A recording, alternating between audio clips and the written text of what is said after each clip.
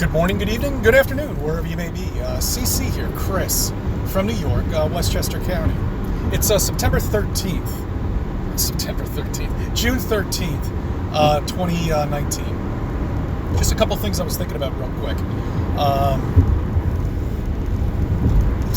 Yesterday, the video that I posted, that thumbnail where the skies pretty much throughout the entire day. Okay. I don't have enough time to figure all of this out, and I'm sure you don't either, when it comes down to how these planes are working and why they're spraying. One, to hide the sun. Yes, I agree with that 100%, because every time I look up at the sun, it's always covered just by chemtrails, themselves. And it'll just be the sun. That's it. We have clear blue skies at either end, but just the sun is covered. That I get. I understand that. But now with seeding storms, this is a proposal that I'm going to throw out there, and let me know if you feel the same. If they're spraying here in New York, okay, knowing that the jet stream flows around basically the country. Now I tried to look up on the weather map, but unfortunately the weather patterns and like the clouds and the rain cuts off in the middle of the ocean somewhere, so you can't see anything beyond that. I don't know why. Anyway, but my point is, if the jet stream is running and going down, all the way down to the Caribbean, and then going back up, so they seed us before all of these storms. Usually typically 24 hours before these storms. So if that's the case, all these chemtrails get transported all the way at the end of the country, come back up through the jet stream, and then seed this very storm that we're in right now. As you can see, the clouds, it was pouring rain today, this morning, all morning long. Now it's finally breaking.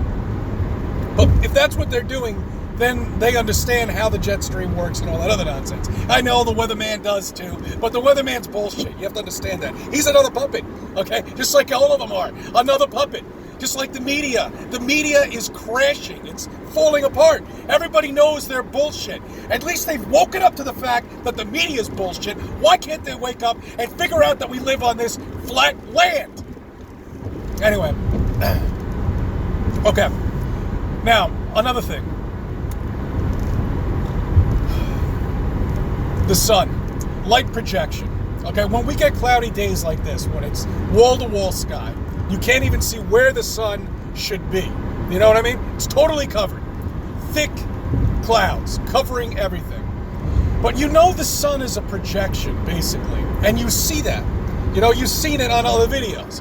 The sun's here, and then you have this little reflection off the clouds when you're above the clouds, flying over with a plane or something like that.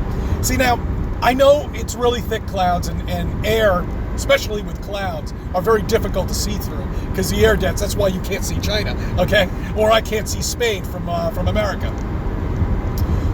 Anyway, my point is the light projection is throughout this entire sky. So that's why I think there's an alternate light source, okay? That's what I believe, other than the sun. There is some other light source coming from somewhere else that's illuminating the entire sky, plus the sun, which is a projection, basically. So I wanted to get that out there.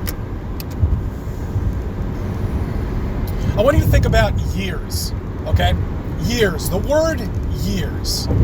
It seems like such a long time, 60 years, 100 years, 150 years. It just seems so long.